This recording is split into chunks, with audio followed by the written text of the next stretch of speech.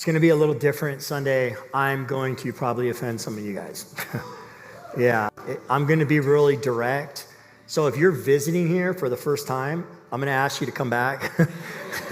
It's not going to be, I'm not going to jump all over you. But I think there's times where what God has for us this morning in His Word has to be said. It has to be said unapologetically, and that's just that. We go through the Bible, and when we come to a text, we will teach it. And so last week we began in Mark chapter 6, and we looked at what would be a two-part message last week and this week on rejection, meaning that every Christian is going to experience some rejection.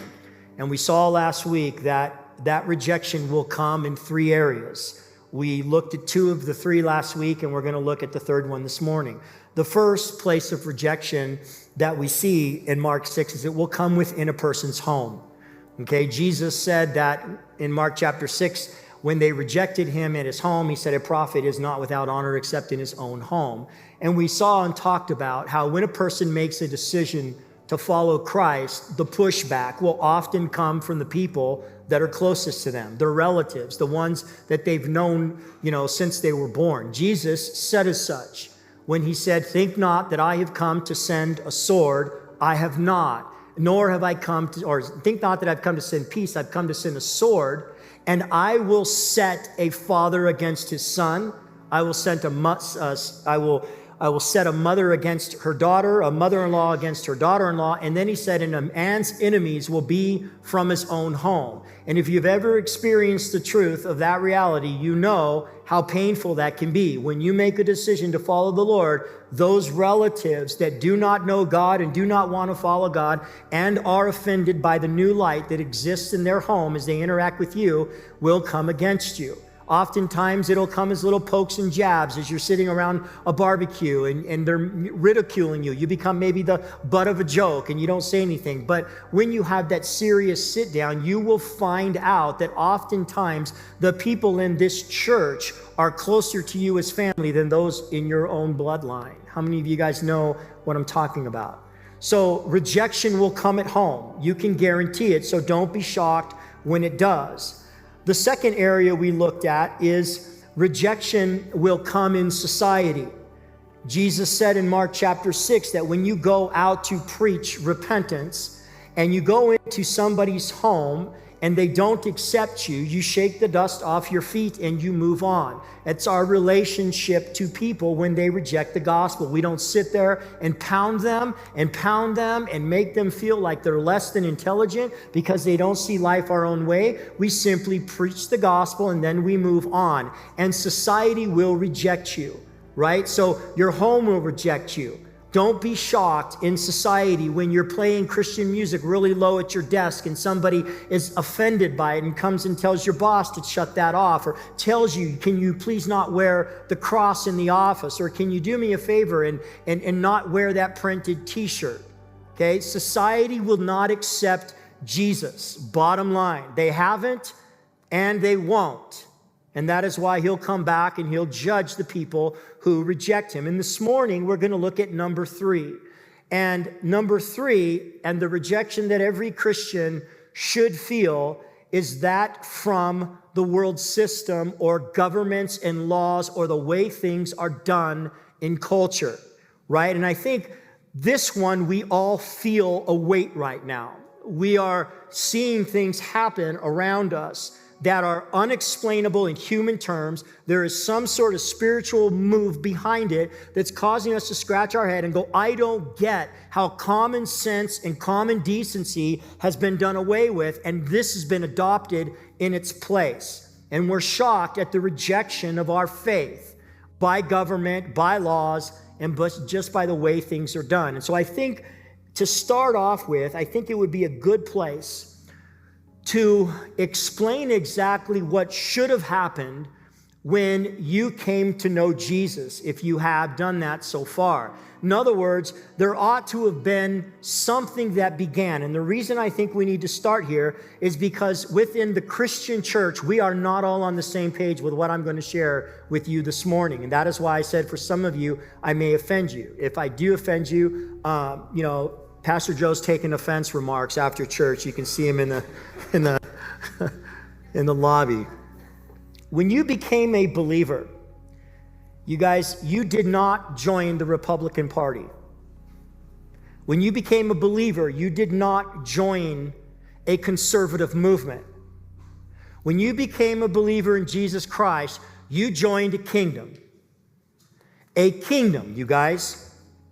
And the most important thing about this kingdom is that there is nothing in this life that can replicate it, whether it's in practice or in its values. We can try to jam it in to the Republican Party. You can try to jam it into a conservative movement, but Jesus said of his kingdom, it's not of this world. There's nothing you can find that can replicate it. What did Jesus mean when he said that? And most importantly, you guys, what does it mean for you and me? 1 John chapter 2, verse 15 says this, do not love the world, nor the things in the world. If anyone loves the world, the love of the Father is not in him.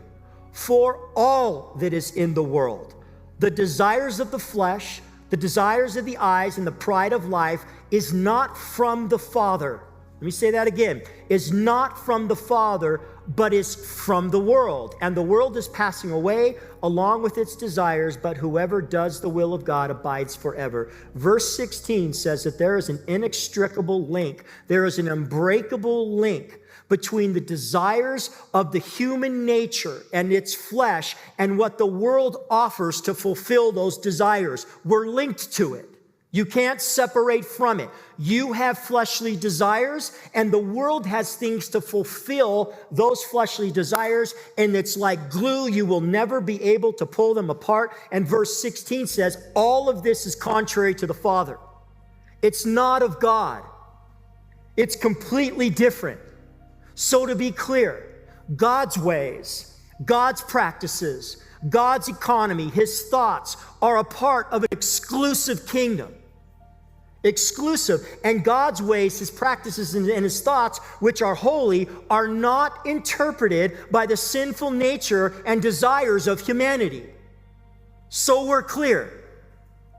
It's completely separate. Man does not get to determine what love is. He doesn't. Because this is a part of God's kingdom. Now, man can change and warp in his understanding, but man has no bearing. He cannot interpret the ways of God's kingdom because they're exclusive to his kingdom. He wouldn't know how to do it. He wouldn't have any way of explaining it. How do you explain a sacrificial love to a husband when it says, husbands, love your wives like Christ loved the church? Man has love that's connected to a desire that ends when they've been done wrong, whether you're a man or a woman. But God says to a husband, you love like Christ loved the church. He never gave up on her. But what about when he never gave up on her? But how about when she says he never gave up on her? Explain that love. It's contrary to humanity. You can't. So when we became a part of this kingdom, something happened. We began to change. We should have began to change. Our thoughts, our vision, the way we see life, the lenses we look through, a change should have occurred. In the late 90s, early 90s, late 80s, the best Rocky movie came out, Rocky IV, with Ivan Drago. Just guy is stacked, man. Like I can watch that show over and over. In the end of the movie, there's a real there's just this total reality scene where all Moscow's cheering for Rocky because he just beat Ivan Drago, who's like 7'12" and, stacked to the hill, and he just beat him. Well, he grabs the mic and he starts talking to the crowd. He says, excuse me, I just want to say something. When I came here tonight, I perceived that a lot of you didn't like me, and I guess I didn't like yous much then either. But during this fight, I seen a lot of changing going on. The way yous felt about me and the way I felt about you. I guess what I'm trying to say is if I could change, and you could change, everybody could change. Adrienne.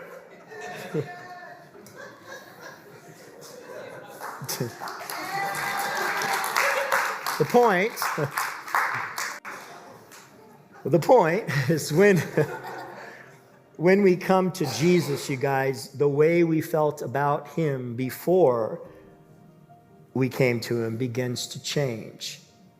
And something else happens. The way we felt about the world and the way the world felt about us begins to change. Something takes place.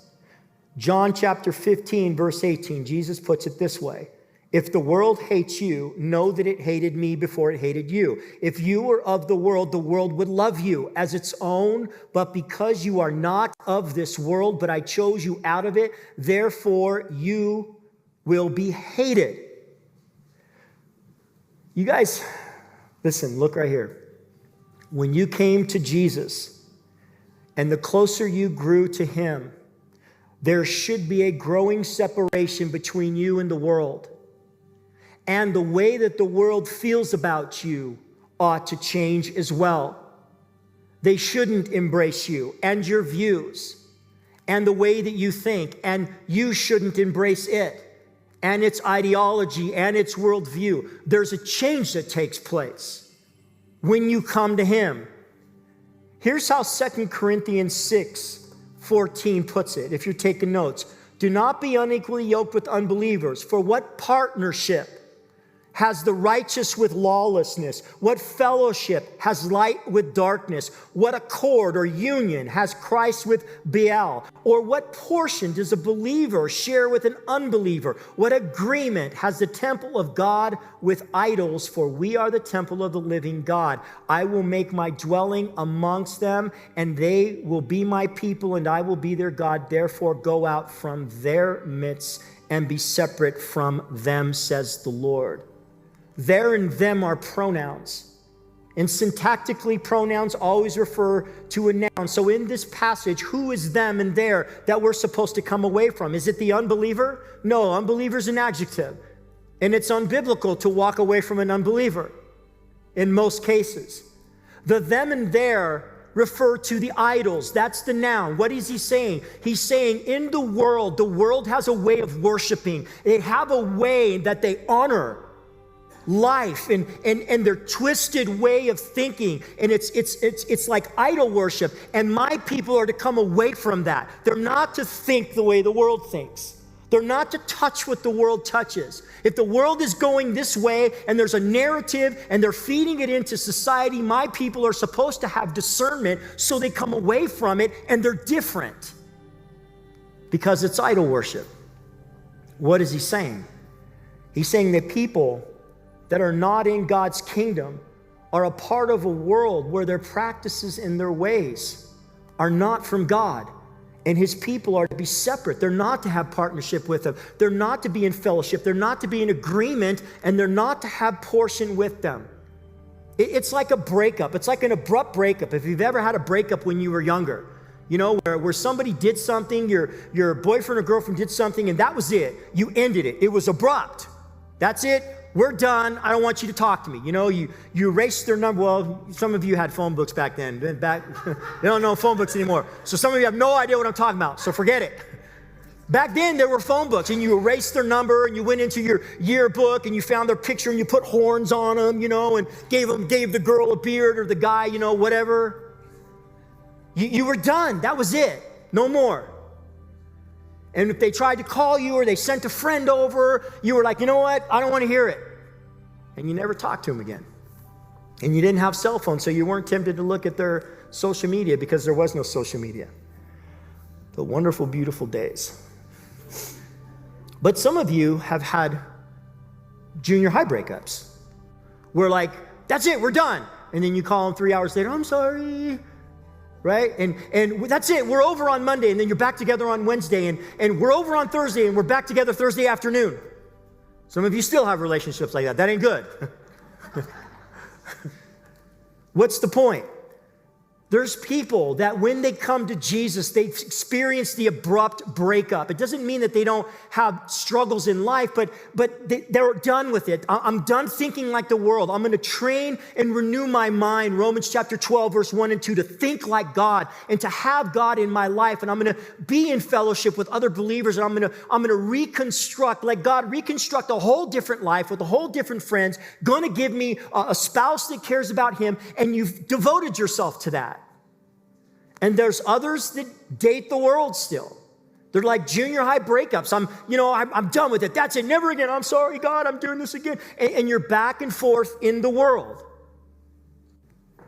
Now, some of you hear this about the people in the world and being separate, and you think to yourself, okay, Steve, I understand what you're saying, but I don't think it's the heart of Jesus to walk away from people that are struggling in life with idol worship. And you know what? You're right. It isn't the heart of Jesus, and that's not what we're saying.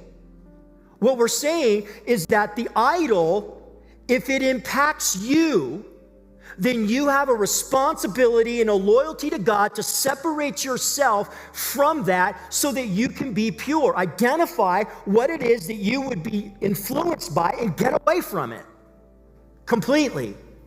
Break it off. But not the people. Most of the time, not the people. Sometimes. Turn to Acts chapter 17, because I think here it gives you an idea of what love is and what a Christian's responsibility is in this life in regard to this. In Acts chapter 17, the Apostle Paul is in this place called Athens, and he's waiting for his friends to show up. They're off in another city preaching the gospel. And so while he's sitting there, he's just looking around in this place called Athens, and his soul is perplexed. He's vexed, and he's just like, man, as he's perceiving all of these things that are being worshiped. It says in verse 16 of Acts 17 that his spirit was provoked because the city was full of idols. And so he's looking out, and he's looking at all this. He's like, oh my gosh, what am I going to do? And so verse 17 says that he grabbed a bat, and he went and he smashed it in the face of all the idol worshipers. It does not say that. It says that he reasoned in the synagogue with them and with Jews and devout persons in the marketplace as they happened to be there. The word reasoned is dialogomai. It's where we get our word dialogue from. What did he do when he saw that people didn't agree with him, that he worshiped differently? He dialogued with them. He opened up a conversation with them. He tried to reason with them. Well, what did he share? Did he just talk the talk? No, we're told in verse 18 at the end that he preached Jesus and the resurrection to them. He looked for an opportunity. In verse 22, it says that he addresses them. And what does he do? Does he address them and say, gosh, you guys might be the dumbest Athens people I've ever seen in my life. I can't believe all the worship. I mean, you're worshiping that rock over there. I can't, what happened to you? He doesn't. It says that he stood and he said, men of Athens, I perceive you are a very religious people in a lot of different ways, for I observed all your objects of worship, and I also saw this altar to the unknown God, and so to him, this unknown God, I want to talk to you about him. He looked for ways in that may or may not have been offensive, but they were doorways that they left open. And when you talk to an unbeliever, they will leave doorways in their life for you to walk into. They'll be there. You just got to look for them. You can't approach it with a bat thinking that's it. They don't believe how. You got to reason with them. And so that's what the Apostle Paul did. And in verse 26, he gets a chance to share with them that God made every man He made from one man every nation of all mankind in verse 27 so that they could seek God. Here's why you're here. People of Athens, you're here because God made you, and his design is for you to seek him. And he's not far from you. And then in verse 29, he says, being then God's offspring, we ought not to think the divine being is like gold or silver or stone, an image formed by the art an imagination of man. The times of ignorance God has overlooked, but now he commands people everywhere to repent. Folks, Paul understood that in Athens, there was a lot of people that believed different than him. They had a different worldview. They had different views on when life began. They had different views about what sexuality was. They had different views about what marriage was. Paul understood that. However, you guys, the differences in those beliefs never intimidated him. He was not intimidated, and he did not hesitate to share the truth with people because of the differences that they had. And he never came up with a strategy of ministry that was less honest with the people in order to preserve them from something he thought might have hurt them, something he thought might have turned them off. Nor did he ever hold back the truth out of fear of being rejected, hated, or mistreated. It was never a part of his ministry. Ever. Paul broke up with the world. And when he did, he gave the most profound breakup speech ever. And here's what he said in Galatians 6:14. But far be it from me to boast except in the cross of Jesus, by which the world has been crucified to me and I to the world. The world's been crucified to me. It's dead to me. It really is dead. I've erased it off of all my social media platforms. They no longer have any influence over me. And you know what? I've been crucified to the world as well. The world doesn't like me anymore. Let me say that again. The world doesn't like me anymore. It doesn't like what I stand for, and it ain't going to like what I'm going to say. We've been crucified to one another. What was the cause of Paul's breakup? He found a different love. He found the cross. He found a love that superseded it, and in that, a loyalty to a new life that would be expressed in a lot of different ways. And here is one of those ways. In Ephesians 5:7, do not partner with the disobedient. For at one time you were like them in darkness, but now you are light in the Lord. So walk as children of the light. Try to discern what is pleasing to God, and listen, take no part in the unfruitful works of darkness, but instead expose them.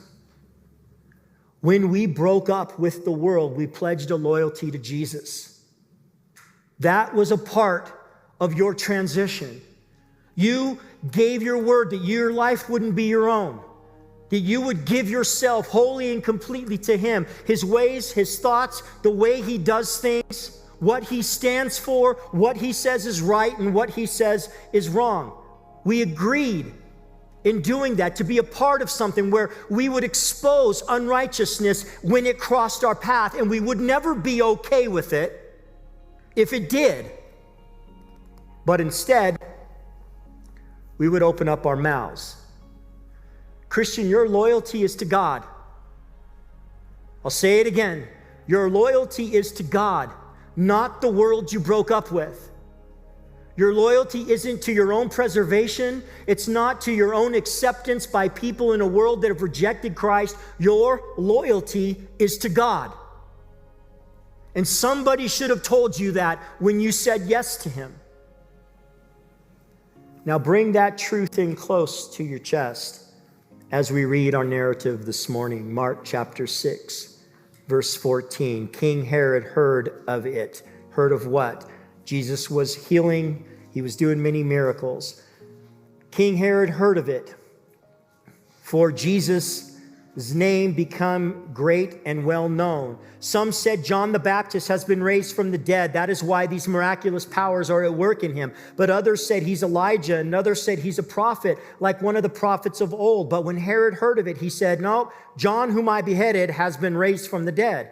For it was Herod who had sent and seized John and bound him in prison for the sake of Herodias, his brother Philip's wife, because he had married her. For John had been saying to Herod, it's not lawful for you to have your brother's wife. And Herodias had a grudge against him and wanted him put to death, but she could not. When he heard him, that is, Herod heard John, he was greatly perplexed, and yet he heard him gladly. But an opportunity came when Herod, on his birthday, gave a banquet for his nobles and military commanders and the leading men of Galilee. For when Herodias' daughter came in and danced, she pleased Herod and his guests. And the king said to the girl, ask me whatever you wish, and I will give it to you. And he vowed to her, whatever you ask me, I will give you up to half the kingdom. This guy's totally drunk by doing this, I can tell you right now. And she went out and said to her mother, for what should I ask? And Herodias, the mother, said, the head of John the Baptist. And she came in immediately with haste to the king and said, saying, I want you to give me at once the head of John the Baptist on a platter. And the king was exceedingly sorry, but because of his oaths and his guests, he did not want to break his word to her. And immediately the king sent an executioner with orders to bring John's head. He went and beheaded him in prison and brought his head on a platter and gave it to the girl. And the girl gave it to her mother. This is a sick, perverted family. When it doesn't say that, I'm adding that. When his disciples heard of it, they came and took his body and laid it in a tomb. You guys, what does a Christian do when evil exists or wrong exists and it's propagated and lived out amongst those that rule and lead or who have been given authority or influence over others? What does a Christian do when wrong exists or evil exists in laws, in national leaders that are propagating it, in local leaders, in CEOs of companies, supervisors over jobs, pastors in churches? What do people do when evil is being propagated? What's their responsibility? Well, if our loyalty's to the world that we should have broken up with, then we'll adopt those mindsets and those beliefs, and we'll come up with a justifiable defense as to how our godless decisions coincide and line up with our profession to be a separated people and a holy people to God. We'll just justify it. We'll find a way. Basically, if our loyalty is to the world and we are watching evil grow, we'll choose the path of least resistance. If we're loyal to the world, or the one that's most popular, or the one that's least controversial, so that our interests will be better served rather than God's. That is one way. We'll say nothing. We'll crush the earth with our silence as evil moves through society and ultimately ends up in your front door and in your house. Guaranteed. Why? Because in Genesis, evil wasn't satisfied with existing in the streets in Sodom and Gomorrah when Lot came out and said, men, please, trying to reason, don't do this evil thing. And they said, when we're done with these men, we'll have our way with you. Lot went in to lock the door of his house, and the agenda of the day was to push on the door to get in. They didn't want just the streets. They wanted in the righteous man's house. So if you're silent, don't be shocked when it's pressing on the door of your house and it's in your kids' curriculum and they're reading it and you're disgusted that they're reading it and you're going to a school board meeting a day late and $1 short. But if your loyalty is to God, when you see evil taking place, you'll have nothing to do with the unfruitful works of darkness, but rather you'll expose them with light or truth. And the costs associated with doing so will matter little to you.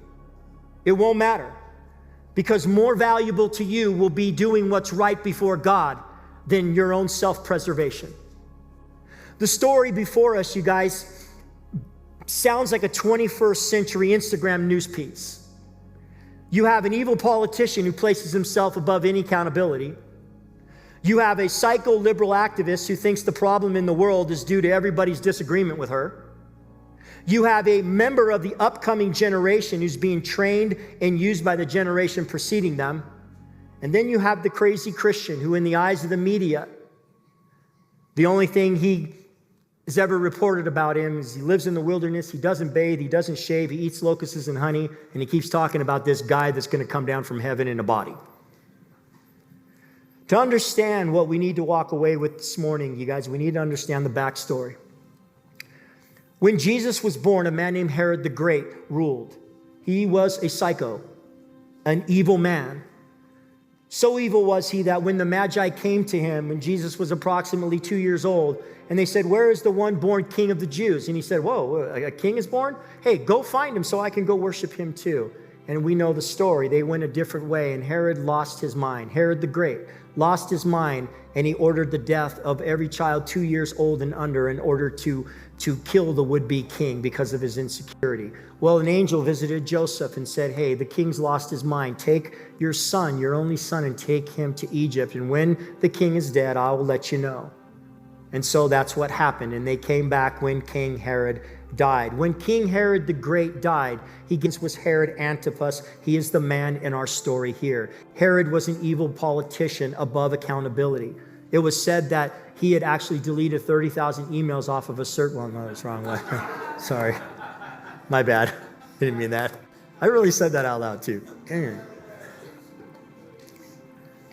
Herod Antipas had a brother named Philip. Philip lived in Rome as a private citizen. Somehow he'd been kicked out of the Herodian dynasty as far as ruling, and he was married to a woman named Herodias. She is the psychoactivist in our story. Okay, Herodias was the daughter of her husband Philip's other brother. So in the Redneck Urban Dictionary, her husband be her uncle. It was an incestuous relationship. It was dishonorable. Herod Antipas was also married. His wife was the daughter of Aretas, the king of the Nabatean Arabians. And they were married. Both were married. At some point, Herod Antipas hooked up with Herodias, maybe when they went to Rome because of a family reunion or whatever, and in doing so, ruined his marriage and ruined Philip's marriage. And so these two lived happily ever after. Until the crazy, stinky Christian came along and ruined everything. And what did the Christian do that ruined everything, that made everybody so mad? Get this. He actually said that what they were doing was wrong. It's wrong. Verse 18 says that John had been saying, implying that he kept saying this to Herod over and over, "It's not lawful for you to have your brother's wife. What you're doing is wrong, Herod. It's not okay with God, and you need to stop it." Well, in comes the liberal activist Herodias. Verse 19 says that she held a grudge against John the Baptist, and she wanted him dead. Well, what's going on inside of her mind? Well, it doesn't tell us, but I'm going to impose what goes on in the mind of certain individuals like that. What does John the Baptist think he's doing? Who is he to tell me how to live my life? This is none of his business. I can do whatever I want to do. I'm not hurting anybody. I'm not hurting society. I'm certainly not hurting John the Baptist. So keep it to yourself, John. I'm sick and tired of John the Baptist. I'm sick and tired of Christians imposing their morality on everybody, demanding that we think the way that they think and act the way that they act. Oh, I'm sorry, Herodias. I didn't realize that you viewed John the Baptist's statement that you and Herod are wrong as an imposition of morality. Let's talk about that for a second. Or Herodias, let's have a dialogue. I know you don't want that because anybody who says anything different than what you think, you want to lock out. But let's try a dialogue for a second. You're right. Christians are trying to impose morality on society. You're 100% right. But so are the godless. So are they. You're doing the same thing, Herodias. The question isn't whether or not morality will be imposed on society. The question is which morality? Whose morality? God's morality or the morality of the godless? because somebody's is being imposed and will be imposed through law and regulations. Now, the liberal activists would like everybody to believe that when the Christian speaks up in society, as John the Baptist did, he's doing so walking into some kind of morality, imposition free zone, right? Where everybody's moral views have been laid down and there's a general respect and acceptance for all. So when you come in, you're coming into this moral imposition free zone and you're imposing on us. Oh, really?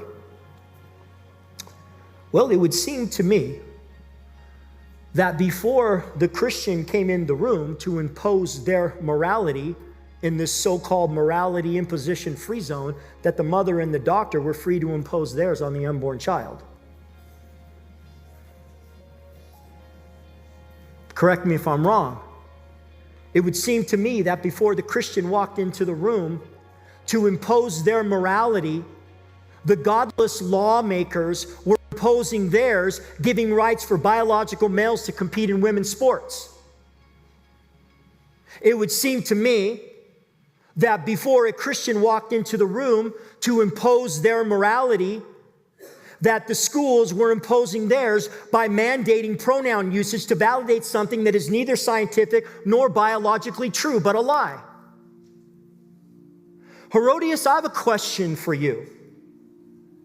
Why is it that the godless are not held accountable to the same standards of imposing their morality on society that the Christians are in imposing God's? Why is it so different? Why are the Christians called to shut up?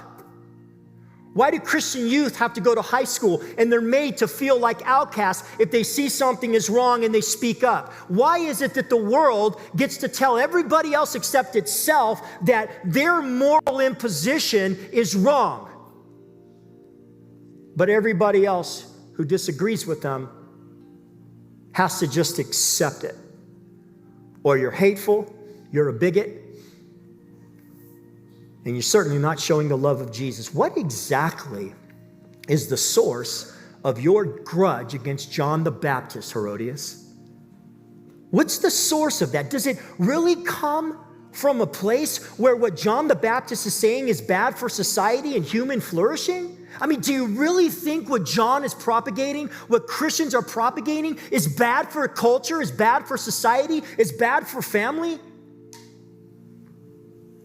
Is not what he's saying in the 21st century good for preserving life, opposed to your morality, which has destroyed it? Would not John the Baptist's morality have saved 65 million people as opposed to yours, which took their life? Would not have John the Baptist's view of morality promoted true equality and fairness in women's sports? Would it not have afforded ladies in the women's locker room the dignity and safety of dressing in front of real women? And would not John the Baptist's view of morality preserve a yet future generation from gender mutilation? Wouldn't his position preserve them from the regret and the mental anguish that will come as an adult because of a decision that they were led to make as children when they were having a fantasy world at 7 and 8 years old?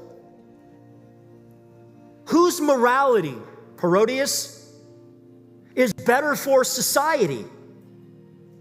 Because you really don't have anything to stand on if you want to compare God's morality with humanity's morality. God's morality has been, is, and forever will be good for people. It'll be good for nations. It'll be good for how you run a nation, how you spend money. Your morality, Herodias, has put a nation $35 trillion in debt, and there is no recovery from it. When God says, if you don't have the money to buy something, don't buy it. So, Herodias, I ask you, what exactly is the source of your grudge against John the Baptist. May I suggest to you something? Maybe the source of your grudge isn't that John the Baptist's morality is bad for society. Maybe it's bad for you. Maybe it's bad for you. Maybe your grudge is against a voice that keeps you from doing and living however you want to live. You get to do whatever. And if that's the case, Herodias, your grudge is not against John the Baptist, it's against God. It's against God. That is why you use your daughter, the next generation, to silence his voice. His very existence is a reminder that you're accountable to God. You use the next generation to push him out further, to kill the voice of righteousness. Because why? Because you know that that voice is not going away and you are accountable to that voice. And the last thing you want to do is to stand in front of a God when you have been accountable generation after generation. So let's use the next one to snuff the voice out. Young people, do not let this happen. You do not let this happen. You have the right to stand up for what God says is right and what he says is wrong, regardless if you're the only one doing it.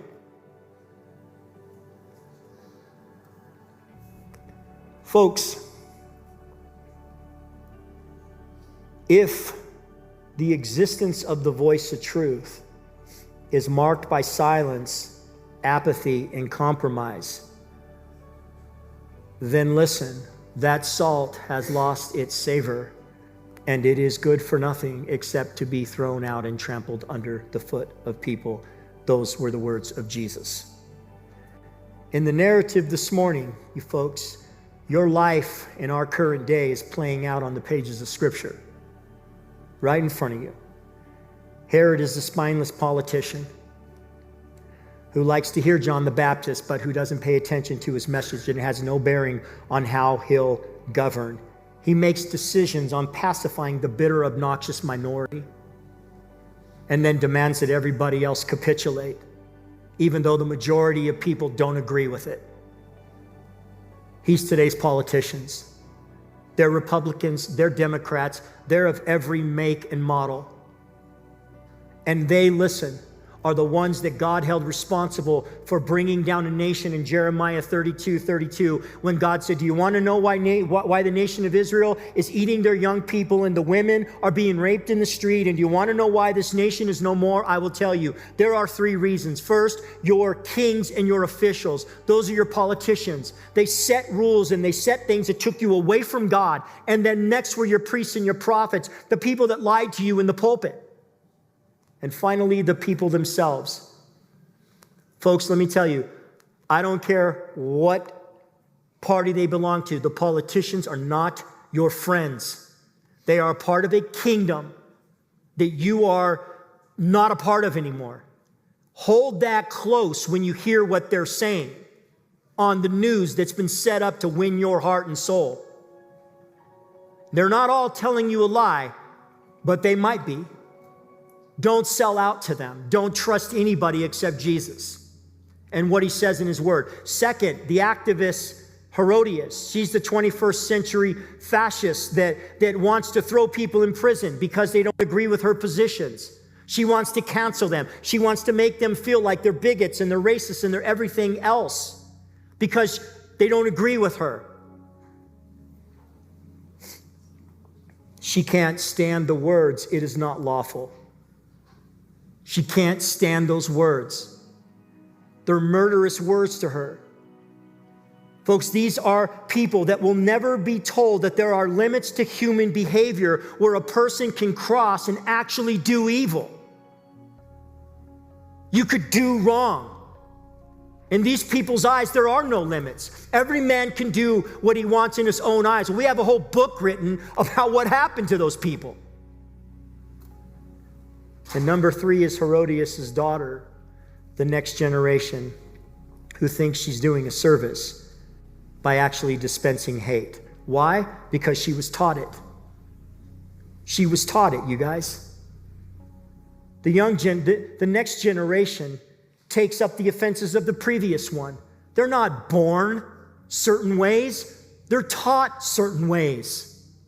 They're taught it in the home. They're taught it on YouTube. They're taught it in the school. They're taught it on their social media. They're taught it by overhearing their parents.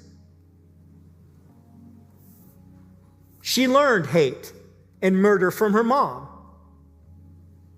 She danced before her stepdad and her friends, implying that she used her seductive talents for entertainment. And lastly, you guys, there's John the Baptist, the voice of truth. Folks, Herod and Herodias are alive today. Man, they're not physical, but that same spirit is alive today. But what is a little different is the decrease in the amount of John the Baptist that are available to say it's not lawful. That is what's on the decrease. Folks, I'll end with this. There is no controversy in the truth. There is no controversy in the truth. Controversy comes when error masquerades as truth. There is no controversy when you take God's word and you say, this is not lawful. So take his word and go out into the world and dialogue with them. And when you have to say this is not lawful, you say it. And you don't apologize for it. And you do it lovingly. And you do it with discretion. But you do it because if you lose John the Baptist in the story, society goes. There's got to be a light that shines in the darkness. This has got to be a church that people aren't afraid of what can happen to you if you just stand up for what God says is good and right. If all the people in our society and culture who say something is wrong and this is right, if they all stood up and said, we're not going to be pushed around by a couple of Herodias, I'm telling you, you wouldn't be having the debates you're having at your kitchen table. You wouldn't be losing your children to this just ungodly movement within universities. You would see them honoring the Lord. Don't be afraid of her. Don't be afraid of what this world can do to you. You're a part of a kingdom that is untouchable. Let's stand.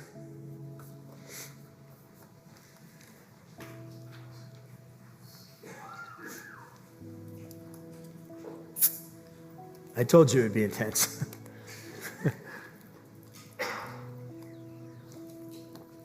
But it's truthful. And people need to hear the truth because we don't have enough of it. Father, I want to pray for those in this room that love you. God, they made a decision for you a while ago. They've committed themselves to you. Their names are written in the book of life. And Lord, if they leave this place tomorrow, they'll be with you. But Lord, some of those in that camp have been pressed. They've been pressed in school. They've been pressed in their job. Their livelihoods are at stake. They've been pressed in homes with relatives. And Father, they're wavering. They love you, but they're wavering. And so, Lord, this is a call back to rally them back to what is right, true, and secure. This is a bedrock for their soul because it is anchored in the Word of God. And so I pray you'd minister to them and you'd let them know and you would pull them back to this solid ground. They would not be afraid to show loyalty to you in an area where the world is rejecting you and so much of the professing church is rejecting you. Embolden them right now, God, I pray, as they cry out to you, embolden them, renew them in their strength and in their vigor. Lord, you told Ezekiel when he had to go to a hard-hearted people, you said you had made his face as hard as their face. You had made his heart as impenitent as their heart, and he was not to be dismayed by them. I pray you would do the same for this congregation. And for those that might be wavering, Lord, make their faces as hard as the ones that they are called to minister to. And so they do not waver and compromise. Your church will be stronger, their family will be better, their soul will be healthier. And Father, for those that don't know you that are here this morning, have wandered in and they're afraid for a different reason. Father, I pray you'd speak to them and let them know that you died for their sin. Their sin. And God, you don't apologize for calling it sin. You're not here to tickle their ears. You're not here to make them feel comfortable in disobedience. And I pray you'd let them know that they have sinned against you. And you're willing to forgive it all. You're willing to not just cover it. You're willing to destroy it, wipe it away, because it's all been paid for through Jesus' death on the cross. That they would understand the impact of that in their life personally. They owe you. But you paid for what they owed. If they'll just accept the payment by faith, you will forgive them of their sin. You will not hold it against them. And God, you will give them a righteousness that they have been looking for their entire life, that they will never find in their good behavior or their good conduct or their commitment to you, because their commitment, my commitment, all of our commitment stinks. But your commitment is amazing. So if you've never accepted Christ as your Savior, your sins have never been forgiven, then before you leave today, we would love to talk to you.